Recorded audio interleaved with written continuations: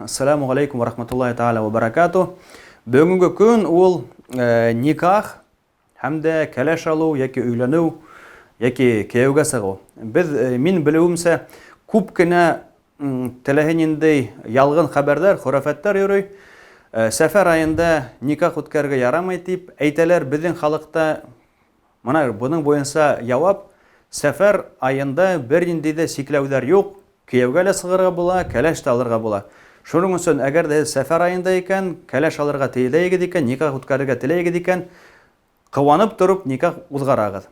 Бу беренче. Икенчесе, Рамадан айында кәләш алырга була, хуплана, бер сикләүләр дә юк. Әмма ләкин көндүз байрам үткәреп, ашап, эсеп ултырга ярамай. Чөнки Рамадан айында кешеләр урада тотырга тиеш. Һәм Рамадан айында никах кына түгел, төрле икенче өстәлдәр, ашаулар әзерләргә ярамай. Шул ук вакытта, белмәйм, ничек башкортча була икән, високосный год дип әйтәләр. Високосный годта никах үткәргә ярамай, кәләш алырга ярамай, алһаң бик насар була, бик кыен була. Был да хурафат, был да безнең дингә тап килмәй, һәм дә безнең башкорт халкында, башкорт татар халкында ла яңрак кына килеп сыккан бер гореф-гадәтме ул, ялгын гореф-гадәт.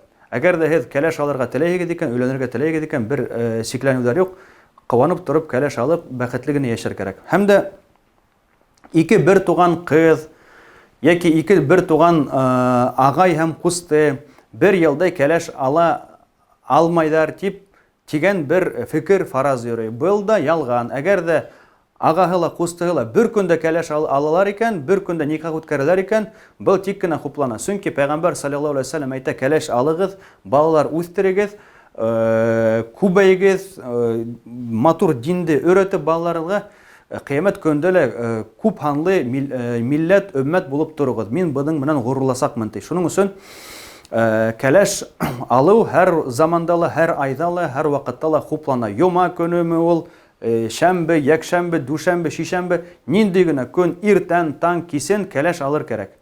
Аңлашылдымы, кардәшләр, һәм дә кияүгә мөмкинчелек бар икән, сыгыр кирәк. Һәм дә тагы бер үзенчәлек, был бик мөһим момент. Кардәшләр, никахтарда күп кенә катнашырга туры килә, һәм дә никах вакытында күп кенә бүләктәр бүләк итәләр, төрле бүләктәр.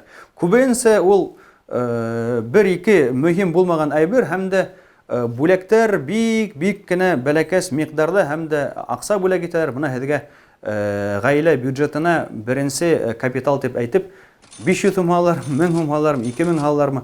Кардәшләрем, әгәр дә һезнең берәй зат ырыуыгыз никах үткәрә икән, әйдәгез уларны кыландырып, ысынлап та яшәп китер өчен стартка бюджетты һәйбәтләп бирәйек. Вот йәлләмәйек. Иң кәмендә бүгенге моны финанс хәлен алып әйткәндә 10 мең алып барыгыз да бүләк итегез. Иң кәмендә бер гаиләнән. Аты алып баралар 2000 бүләк итеп куялар, унда 1000 сум ул кешенән көлке, субханалла. Безнең халык юмарт булган, әйтү үзләренчә кешеләрнең һәрбер мәкалдәрдә юмартлык турында, хәдисләрдә юмартлык турында. Ни эшләп без ул үзебездә юмартлыкты онытабыз? Шуның өчен әйдәгез юмартлыкты ысынлап та күрһәтәйек.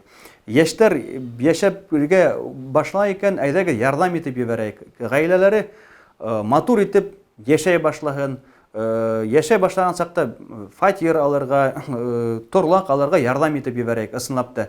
Бер нинди генә мендәр бүләк итү, 1000 сум акча бүләк итү, ул нинди стартовый капитал булганда, уны мен теге белмәйм. Мәсәлән, Өфөгә лә барып итердек, бензин дә заправляйте булмау, старт булмай, кардәшләр. Ул әкият инде. Шуның өчен икенче кешеләргә карамас кирәк. Кеше нимә әйтер дип уйламас кирәк, белер кирәк. Без үзебезнең намысыбыз алдында ысынлап та юмартмы, яки без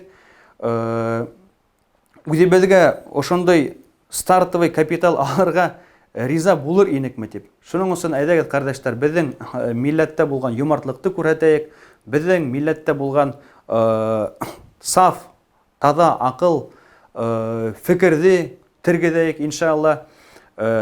Күбрәк итеп гаиләләр корайык, гаиләләрне хаклайык, бер-беребезне караштырайык, уйландырайык, һәм дә юмарт булайык. Теләһен инде әкияттәр, хөрәфәттәргә ышанмайык. Саламу алейкум ва рахматуллахи тағала ва баракатух.